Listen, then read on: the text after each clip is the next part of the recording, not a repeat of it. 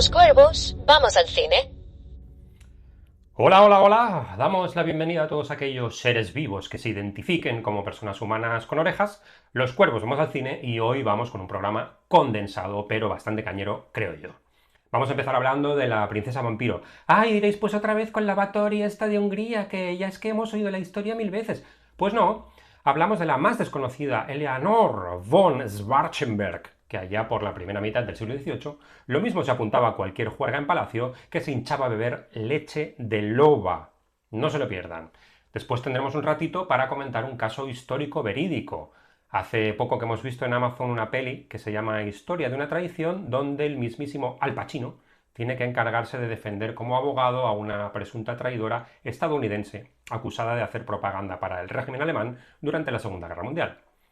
La peli a mí personalmente me ha parecido aburrida, no me ha gustado mucho la interpretación de la protagonista, pero me ha recordado una historia real muy parecida, la de la Rosa de Tokio, a la cual condenaron injustamente por hacer propaganda radiofónica para Japón en la misma época. Vamos a conocer más de cerca a esta pobrecita mía Rosa de Tokio. Muy interesante creo yo, sí señor. Más adelante, en la tontada de la semana, la niña del jefe, como siempre incombustible al desaliento, nos va a contar un chiste sobre marcianitos verdes. ¿Y por qué? Bueno, tiene todo el sentido porque luego, y como colofón, en la bendición y sin que sirva de precedente, ¿me voy a meter con alguien? Pues sí. ¿Con quién? Pues con mi exadmirado defensor de los alienígenas ancestrales, el señor Giorgio Asúcalos, a raíz de una publicación poco afortunada a mi modo de ver en redes, donde nos insta a los europeos a meternos cierta tradición por salvarse a la parte. Sí, sí, allí donde el sol pierde el brillo, dice textualmente el tío. Luego os cuento. Por fin, pero no menos importante, no olvidéis que podéis ver estos vídeos siempre en YouTube, donde aparte de disfrutarme en persona, pues podéis también echar un vistazo al material gráfico de cada reportaje. Dicho esto, suscribíos malandrines por favor para no perderos nada. Atención a nuestra web, laparadojadelcuervo.com, y a todo el resto de nuestras redes donde se publican las novedades, eventos, talleres y colaboraciones futuras. ¡Despegamos!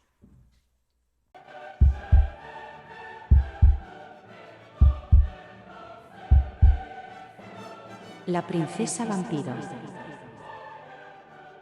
Pero no, no es la que pensáis, no es Elizabeth Báthory. No, no, no, no, no, para nada, para nada. Porque la Báthory no era princesa, era condesa. Vamos a irnos a 2007, a la República Checa, porque en ese momento la ciudad de Kresličeski Krumlov o Krumao para los amiguetes había estado hasta arriba de cineastas. Y no es para menos porque el castillo, que por cierto es patrimonio de la humanidad según la UNESCO, había sido el escenario de más de una peli, pero esta vez la movida fue distinta. Resulta que rodaron un documental sobre una tía muy peculiar de la historia local. Nada de cuentos de hadas, que esto está científicamente comprobado. Vamos por el principio. El escritor austríaco, este chaval, se pone a pensar cómo sería una peli sobre la condesa Eleonor von Schwarzenberg. Y la inspiración le llega de un hallazgo reciente en el antiguo cementerio de Isko-Krumlov. Los arqueólogos se toparon con una tumba que tenía todo el rollo de los vampiros. Sí, sí, sí, vampiros de verdad, o eso se creían. Los cuerpos tenían estacas de madera clavadas en el pecho, como si alguien hubiera visto demasiadas pelis de Drácula. Según las viejas supersticiones, estos bichos se levantaban de sus tumbas por la noche para chupar la sangre de los vivos. Los huesos desenterrados datan de la primera mitad del siglo XVIII, cuando las leyendas vampíricas estaban más de moda que los selfies en Instagram. Y aquí viene lo bueno. En esa época, la condesa Eleonor von Schwarzenberg mandaba en el castillo de Isko-Krumlov. La tía resulta que se puso enferma de la muerte en sus últimos días y en plan desesperado tiró la casa por la ventana. Llamó a los alquimistas y ocultistas más famosos de la zona. Algunos de ellos ni siquiera, por supuesto, estaban invitados, pero se colaron igual para ganarse el favor de la condesa rica. Princesa era princesa. Y el consejo que le dieron a Eleonor, ni más ni menos, fue de lo más loco, y ella se lo tragó. Así que ahí la tienes, pasándoselo bomba con sus experimentos místicos y sus vampiros de palo. La condesa Eleonor era una fumadora empedernida, se cascaba el tabaco como si fuera medicina y eso le salía más caro que otras drogas. Pero es que eso no es todo. En el castillo se montaban sesiones espiritistas para protegerse de las malas vibras. Y Eleanor le dio por beber algodoncillo, sí, ahora vais al Google. Planta perenne americana, de la familia de las asclepiadáceas, de hojas anchas, ovales y vellosas, flores de color blanco rojizo y olorosas, y cuyas semillas dan una borra parecida a la del algodón. Ahí se puso a criar lobos. Sí, lobos. Y además había un montón de cuadros encargados por las damas del castillo alemán. Y en los Países Bajos la movida de los vampiros y brujería pues estaba a tope. Pero ojo, que la condesa tenía su otro lado. Se muestra como una mujer con mucha marcha. Resulta que junto con su marido le metió caña a toda la ciudad.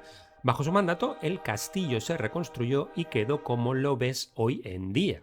Por ejemplo, el teatro barroco se montó de otra manera y es el único en el mundo que aún tiene los decorados y los trajes originales de la época. En Esco Krumlov se juntaban un montón de personalidades famosas del mundillo, de la tecnología, entre comillas, la ciencia y el arte de ese momento. Y no solo se oía checo por los patios y callejones, sino también alemán, italiano, español y francés. Eso sí, no todo fue de color de rosa. Hubo unos cuantos dramas trágicos en esa época, según cuenta Pavel Slavko. Resulta que en 1732 el príncipe Adam Franz Karl Eusebius von Schwarzenberg se llevó un tiro por accidente mientras cazaba con el emperador Carlos VI. Y claro, la condesa Leonora se quedó viuda, pero no se quedó de brazos cruzados. Durante los siguientes 11 años se tuvo que poner al mando de una economía tocha. Y eso implicaba saber de minería, vidrio, madera, estanques, cervecerías y todo el rollo. Y según dicen, se le dio de lujo. Pues esta condesa Schwarzenberg, que no era precisamente una señora de quedarse en casa, le metió caña al marido cuando aún estaba vivo para que construyera un sótano nuevo en su honor. Y ojo que en aquellos tiempos las mujeres nobles eran las que se dedicaban a la vida social, mientras que los hombres se curraban las movidas económicas. Vamos, que no había otra mujer en el mundo que llevara la administración de la misma manera que ella. De maravilla. Y además resulta que tropocientos años más tarde, cuando la gente que se dedica a hacer cine se pone a retratar la vida de Leonora, quería que todo fuese lo más realista posible, así que se ponen a montar escenas en plan histórico y alternan declaraciones de historiadores, arqueólogos, médicos, etcétera. Y para darle más vidilla, pues le meten a decenas de vecinos de la zona reales como extras. Pero lo más top es el encuentro con el lobo. Resulta que Leonora tenía un mono tremendo de tener hijos. A los 41 años se había convertido ya en la heredera del trono, así que la presión para tener descendencia la tenía por las nubes. Y aquí viene lo bueno, resulta que el algodoncillo ese que hemos dicho antes, ese que tenéis que buscar en el Google, viene de la antigüedad y tiene que ver con la historia de Rómulo y Remo. Y decían que aumentaba la fertilidad. Así que Leonora montó una perrera para lobos en el castillo, imagínate. Los lobos aullando por la noche y la peña del pueblo cagándose de miedo. Pero todo sea por recrear las escenas, ¿no? Y ahí tienes a Eleonora ordeñando al lobo en la perrera y bebiéndose la leche. Menuda movida. Y para rematar, la muerte de Leonor, o de Leonora, o de Leonore, es un misterio. Se fue al otro barrio de repente una noche y la llevaron a Viena para hacerle la autopsia. Los autores de la peli, por lo visto, encontraron el informe de la autopsia en los archivos. Klaus Steindahl, el director y productor, lo soltó así como que no cree la cosa. Para nosotros, lo más importante es ver esta historia desde un punto de vista médico. Resulta que Leonor tenía una hipocondria de campeonato, pero también estaba lidiando con una enfermedad y, según el informe de la autopsia, la movida era cáncer de cuello uterino. Poca broma. Los síntomas eran los mismos que los médicos de la época achacaban a las mordeduras de vampiro. ¡Qué curioso! Así que básicamente se creía que su destino pues estaba sellado. Alucina. Al cadáver de la princesa se le puso encima una losa de piedra para que no se levantara después de muerta.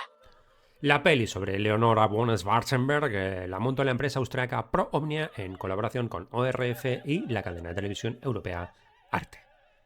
¿Os ha gustado esta pequeña pincelada sobre la condesa von Schwarzenberg vampira? Pues aquí estaremos para más. No olvides echar un vistazo a las novedades en nuestras redes sociales.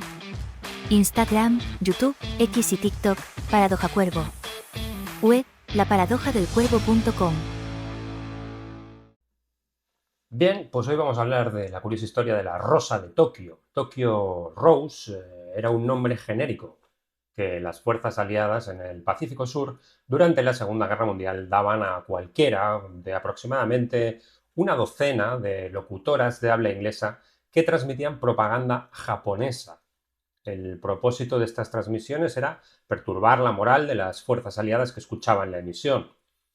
Los militares estadounidenses en el Pacífico a menudo escuchaban estas transmisiones de propaganda para tener una idea, leyendo entre líneas, del efecto de sus acciones militares. Más alejados de la acción circulaban historias de que la Rosa de Tokio podía ser inquietantemente precisa, nombrando unidades e incluso soldados individuales. El nombre La Rosa de Tokio se asocia principalmente con Iba Toguri de Aquino. Esta chica transmitía como la huérfana Ana, Orphan durante una parte de unos 15-20 minutos de un programa que se llamaba La Hora Cero en Radio Tokio. El programa consistía en sketches con propaganda, informes de noticias obviamente sesgadas y de música americana popular. Después de la guerra, Aquino fue arrestada y condenada a 10 años de prisión por traición, aunque recibió un indulto del presidente Ford en 1977.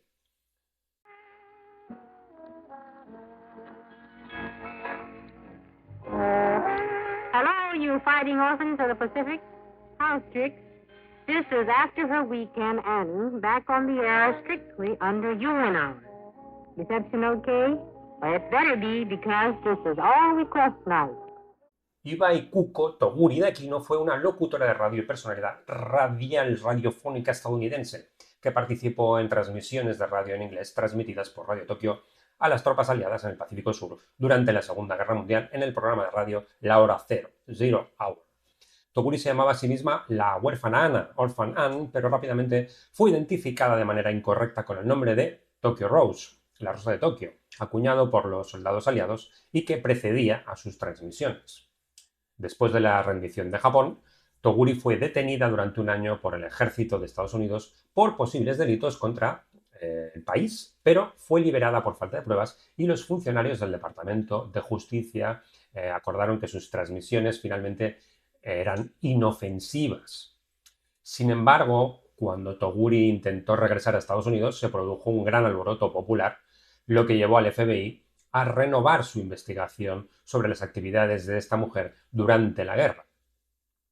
Posteriormente, la Fiscalía la acusó de 8 cargos de traición. Su juicio de 1949 resultó en una condena por un cargo, por el cual cumplió más de 6 años de una sentencia de 10 de prisión.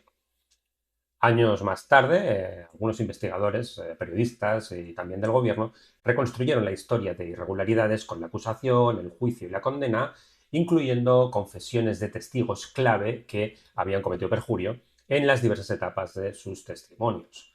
Toguri, pues, recibió un indulto del presidente Gerald Ford en 1977.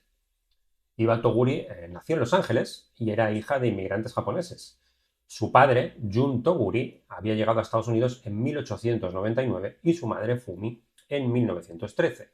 Iba fue una Girl Scout, se crió como cristiana, comenzó la escuela primaria en Calexico y en San Diego, antes de volver con su familia para completar su educación en Los Ángeles, donde asistió a la Compton High School. Toguri se graduó en la Universidad de California, en Los Ángeles, en 1940 con un título en zoología. En ese mismo año se registró para votar como republicana. El 5 de julio de 1941 se fue a Japón, zarpando desde el área de San Pedro de Los Ángeles para visitar a un pariente que estaba enfermo. El Departamento de Estado de Estados Unidos le emitió un certificado de identificación porque no tenía pasaporte. En agosto, Toguri solicita al vicecónsul de Estados Unidos en Japón un pasaporte indicando que deseaba regresar a su hogar en Estados Unidos. La solicitud fue enviada al Departamento de Estado, pero tras el ataque a Pearl Harbor, este departamento se negó a certificar la ciudadanía de Toguri en 1942. El gobierno central japonés comienza a presionarla para que renuncie a su ciudadanía estadounidense con el comienzo de la participación de los Estados Unidos en la Guerra del Pacífico, al igual que a otros estadounidenses en territorio japonés. Ella en principio se niega a hacerlo y posteriormente fue declarada enemiga extranjera y se le negó una tarjeta de racionamiento de guerra incluso. Para mantenerse, encontró trabajo como mecanógrafa en una agencia de noticias japonesa y más tarde trabajó en un puesto similar para Radio Tokio. En noviembre de 1943 prisioneros de guerra aliados fueron obligados a transmitir propaganda y ella fue seleccionada para presentar algunas partes del programa de radio de 1 hora, La Hora Cero, The Zero Hour. El productor era el mayor del ejército australiano, un comandante, Charles Cousins, quien tenía experiencia en transmisiones antes de la guerra y había sido capturado en la calle de Singapur. Cousins había sido coaccionado para trabajar en estas transmisiones de radio y tenía unos asistentes que era el capitán del ejército de Estados Unidos, Wallace Innes, y el teniente del ejército filipino, Normando Ildefonso Norman Reyes. Toguri había arriesgado previamente su vida haciendo contrabando de comida con el cercano campo de prisioneros que estaba por allí, donde Cousins y Innes estaban detenidos. Así se ganó la confianza de estos internos. Toguri, como hemos dicho, se negó a transmitir propaganda anti-estadounidense, pero el comandante Cousins y el capitán Innes le aseguraron que no escribirían guiones que le hicieran decir algo en contra de Estados Unidos.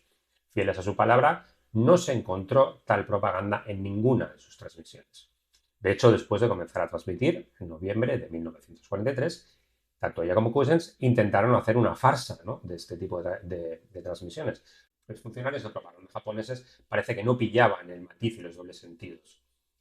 Toguri así pues actuó en sketches de comedia, presentaba música grabada, la música popular, pero nunca participó en ningún noticiero con un tiempo de habla en el aire de unos 2 o 3 minutos. Le daban unos 150 yenes al mes, unos $7, pero aún así utilizó parte de sus ganancias para alimentar a otros prisioneros de guerra, haciendo contrabando de comida, igual que lo había hecho anteriormente. Dirigió la mayoría de sus comentarios hacia sus compatriotas estadounidenses, a quienes llamaba mis compañeros huérfanos, utilizando jerga estadounidense y poniendo música estadounidense. En ningún momento, durante la guerra, Toguri se llamó a sí misma la Rosa de Tokio y no había prueba alguna de que ninguna otra locutora lo hubiera hecho. El nombre era un término, como hemos dicho, genérico, utilizado por las fuerzas aliadas para todas las mujeres que se escuchaban en la radio de propaganda japonesa y estaba en un uso bastante general allí para el verano del 43, meses antes incluso del debut de Toguri como presentadora. Toguri presentó unas 340 transmisiones en total de La Hora Cero, bajo los nombres artísticos de Anna Ann, por announcer, la anunciadora, y más tarde Orphan Annie, la huerfanita Annie, en referencia al personaje de cómic, ¿no?, de la huerfanita Annie. En abril del 45, Toguri se casó con Felipe d'Aquino, un ciudadano portugués de ascendencia parcialmente japonesa, que había conocido aquí en el programa de radio, y se convirtió pues en Iva Toguri d'Aquino. Después de la rendición de Japón, el 15 de agosto del 45, dos reporteros, Harry Brundage del Cosmopolitan Magazine y Clark Lee del International News Service, INS, ofrecieron $2.000, que más o menos sería el equivalente a un año de salarios en el Japón ocupado, por una entrevista exclusiva con la Rosa de Tokio. Toguri en aquel momento necesitaba dinero y todavía estaba tratando de volver a su casa, así que aceptó la oferta, pero en vez de encontrarse con una entrevista y con un programa, se encontró arrestada el 5 de septiembre de 1945 en Yokohama. Se incumplió el pago de la entrevista, se intentó vender su transcripción de la entrevista como una confesión, totalmente sensacionalista, evidentemente, pero aún así se pasó un año en prisión y fue liberada después, cuando ni siquiera el FBI ni el personal del general Douglas MacArthur encontraron ninguna prueba de que hubiese ayudado al eje, ¿no?, a las fuerzas japonesas. Los prisioneros de guerra estadounidenses y australianos que escribían los guiones le dijeron a ella y al cuartel general aliado que no había cometido ningún delito. En la web del FBI existe una historia de este caso y aquí se indica que la investigación del FBI sobre las actividades de Aquino abarcó un periodo de 5 años. Durante el curso de esa investigación, el FBI entrevistó a cientos de exmiembros de las Fuerzas Armadas de Estados Unidos que habían servido en el Pacífico Sur durante la Segunda Guerra Mundial. Encontró documentos japoneses que se habían permanecido tiempo olvidados y encontró también grabaciones de esas transmisiones. Investigando con el Cuerpo de Contrainteligencia del Ejército de Estados Unidos, llevaron a cabo una extensa investigación para determinar si D'Aquino había cometido algún delito contra Estados Unidos. Para el mes siguiente, de octubre, las autoridades decidieron que las pruebas no justificaban la persecución a que estaba siendo sometida y la liberaron. Ella entonces solicita regresar a Estados Unidos para que su hijo naciera en suelo estadounidense, pues estaba embarazada. Pero un señor periodista muy sensacionalista en aquel momento, el presentador de radio, que se llamaba Walter Winchell, hizo campaña totalmente en su contra. Por desgracia, su bebé nació en Japón y murió poco después. Después de eso, la volvieron a arrestar y fue transportada a San Francisco el 25 de septiembre del 48. Se le acusó, por parte de los fiscales federales, del crimen de traición por adherirse y dar ayuda y consuelo al gobierno imperial de Japón durante la Segunda Guerra Mundial. Su juicio por 8 actos manifiestos de traición comenzó el 5 de julio del 49 en el Tribunal del Distrito Federal en San Francisco y hasta ese momento fue el juicio más costoso y largo en la historia de Estados Unidos. D'Aquino fue defendida por un equipo de abogados liderado por un tal Wayne Mortimer Collins, un prominente defensor de los derechos de los japoamericanos. Y aquí se encontró con la ayuda de un señor llamado Theodore Tamba, que se convirtió en uno de los amigos más cercanos de Aquino, ¿no? Durante ese tiempo, una relación que continuó hasta su muerte en el 73. Uno de los testigos de la defensa fue el antes mencionado Charles Cousins, que había sido absuelto anteriormente de traición por las autoridades australianas en noviembre del 46. El 29 de septiembre del 49, el jurado declaró a D'Aquino culpable de un solo cargo. El cargo número 6, que decía que en un día durante octubre de 1944, la fecha exacta siendo desconocida para el gran jurado, dicha acusada en Tokio, Japón, en un estudio de transmisión de The Broadcasting Corporation of Japan, habló al micrófono sobre la pérdida de barcos. Fue multada con $10.000, condenada a 10 años de prisión y despojada de su ciudadanía, con el abogado criticando el veredicto como culpable sin ningún tipo de prueba hecho contra, ¿no? Fue enviada al Reformatorio Federal para Mujeres en Alderson, Virginia Occidental, y después de 6 años y 2 meses fue liberada bajo palabra. Eso fue el 28 de enero del 56 y se mudó a Chicago. Como podéis imaginar, el caso contra D'Aquino estuvo lleno de dificultades, ¿no? y de tonterías, hablando en plata. Los miembros del gran jurado habían sido escépticos respecto al caso. El fiscal general adjunto especial, Tom DeWolf, era un veterano en procesos y traiciones y se quejó de que fue necesario que prácticamente hiciera un discurso del 4 de julio, ¿no? Patriótico, para obtener una acusación. Lo que le llevó a instar al Departamento de Justicia a investigar más y así reforzar el posible caso en Japón. Sin embargo, el trabajo adicional le creó más que nada problemas. Y poco después de que D'Aquino fuera acusada, el testigo del gobierno Hiromu Yagi admitió que su testimonio había sido perjurio. Las notas del historial del caso del FBI indican que ni siquiera Brundage ni el testigo Hiromu Yagi, que había sido sobornado, testificaron en el juicio debido a la mancha, ¿no? Que sobre ellos caía y tenías de perjurio. Tampoco Brundage fue procesado por haber cometido perjurio, tampoco. En 1976, una investigación de un reportero llamado Ron Yates del Chicago Tribune descubrió que tanto Kenkichi Chioki como George Michushio, que habían dado el testimonio que había hecho más daño en el juicio de Aquino, habían cometido perjurio. Declararon que el FBI y la policía de Estados Unidos los habían entrenado durante más de 2 meses sobre lo que debían decir en el estrado y habían sido amenazados con juicios por traición si no cooperaban. Esto fue sabido por un informe de Morley Safer en el programa de noticias de televisión 60 Minutos, 60 Minutes. El presidente de Estados Unidos, Gerald Ford, otorgó pues un indulto completo e incondicional a Iba Toguri D'Aquino en el 77, basado en estos y otros problemas anteriores con la acusación, juicio y condena, y el 19 de enero, su último día completo en el cargo. La decisión fue apoyada por un voto unánime en ambas cámaras de la legislatura del estado de California, por la Liga de Ciudadanos Japoneses Americanos a nivel nacional y por el señor Hayakawa, que entonces era senador de Estados Unidos por California. El indulto pues restauró su ciudadanía estadounidense, que había sido revocada como resultado de su condena. En 1980, y a regañadientes, se divorció de Felipe, como resultado de que a él se le estaba negando repetidamente la entrada a Estados Unidos. El 15 de enero de 2006, el Comité de Veteranos de la Segunda Guerra Mundial otorgó a Toguri su premio anual Edward J. Herlihy, citando su espíritu indomable, amor por el país y ejemplo de coraje que había dado a sus compatriotas estadounidenses. Según uno de sus biógrafos, Toguri consideró ese día como el más memorable de su vida. Toguri murió de causas naturales en un hospital de Chicago el 26 de septiembre de 2006 a la edad de 90 años.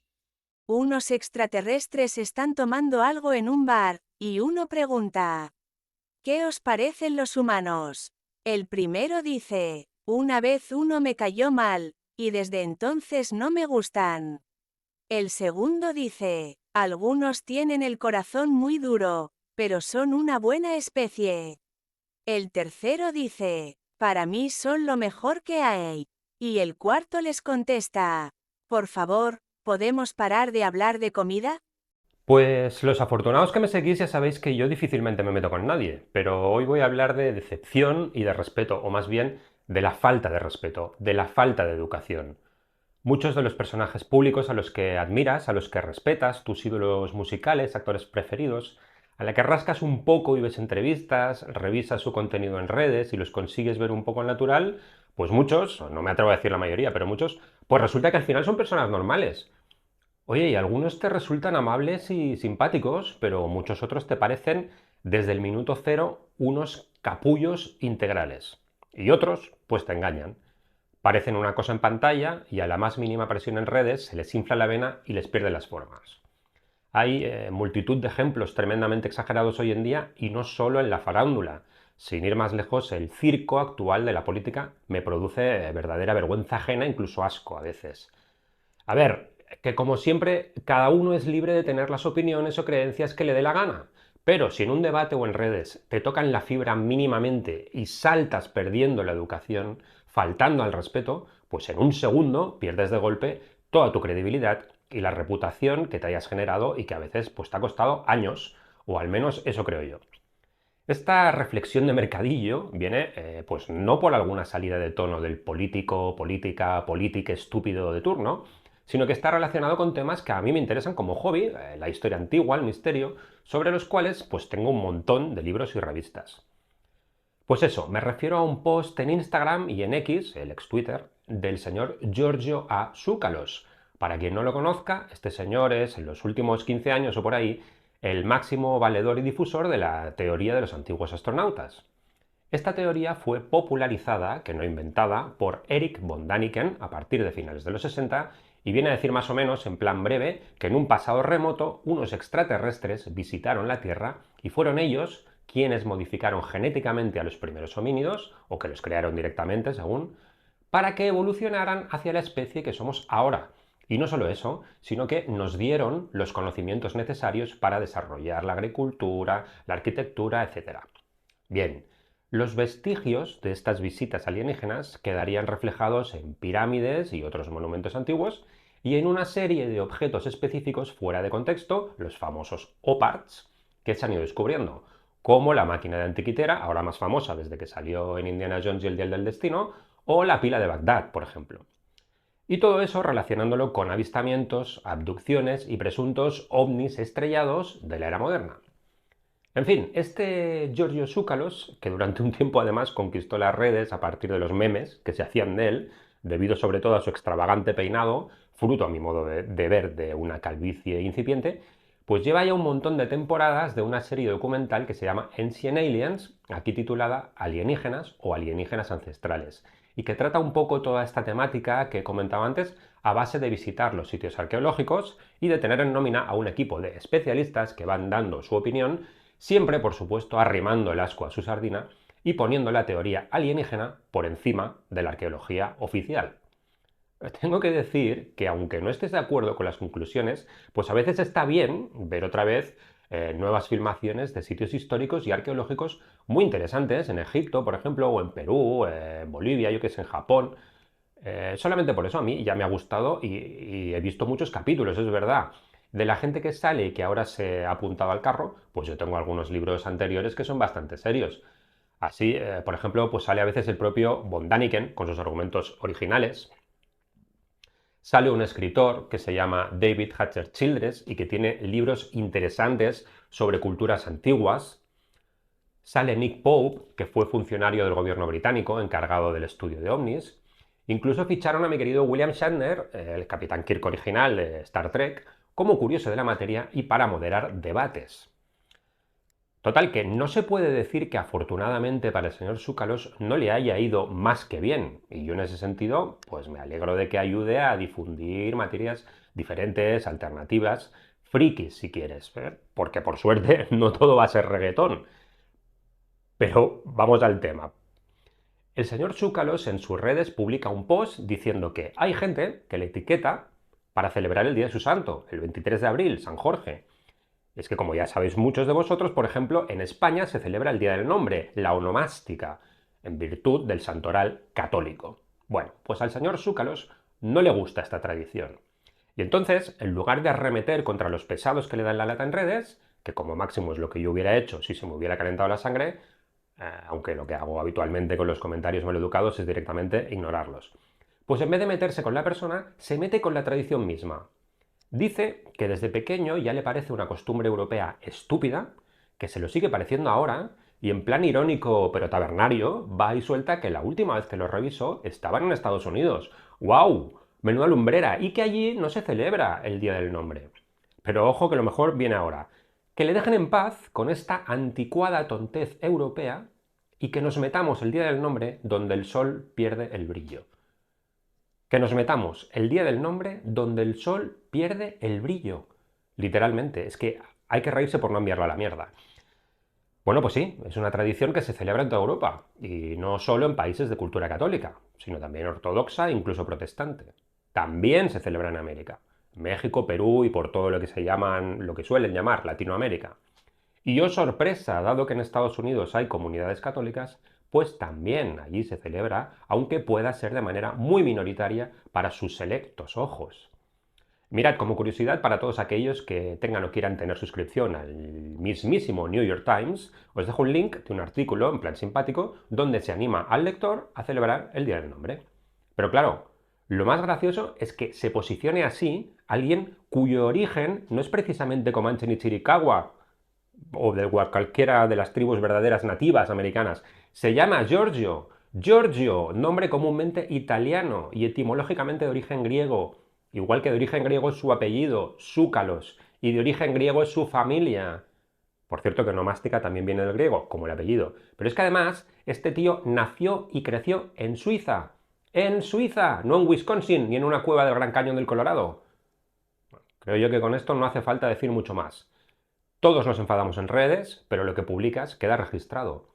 Vale que no te importa lo que piensen los demás, pero tú generas mucha pasta gracias a tu audiencia. Hay que tener una mínima responsabilidad, un mínimo de pensar antes, porque lo que pongas, en tu caso, va a ser leído por cientos de miles de personas. Y lógicamente no me va a gustar que me digas a mí, como seguidor y consumidor de tus productos, que me meta una tradición milenaria por donde me quepa. Cuando además lo que vendes está muy relacionado con culturas y tradiciones antiguas que dices que admiras y respetas. El colmo de la guasa, o de la contradicción, o como lo queráis llamar, es que en su perfil tiene fijado un post que dice textualmente: las personas que deliberadamente desean hacer daño a otras personas es exactamente la razón por la que nuestro planeta está en llamas. Mírate detenidamente en el espejo, encuentra tu corazón, incluso en la oscuridad. Estamos todos juntos en esto. Solo el amor te hará libre. Cierro comillas. Ole tus huevos, chaval. A tu lado Nietzsche, una pura mierda. Así que nada, muy agradecido por tu filosofía barata, y como a mí me parece una falta de respeto y me siento engañado, y aunque a ti te importa tres pepinos, pues tienes un seguidor menos. Ah, y como a mí tampoco me importa tres pepinos, pues tú también puedes meterte tu falta de respeto allí donde el sol pierde el brillo. Y con todo dicho por hoy, que la fuerza os acompañe, sobre todo yendo al baño, y como decía Super Ratón, hasta el próximo programa, amigos. Y no olviden supervitaminarse y mineralizarse. Adiós.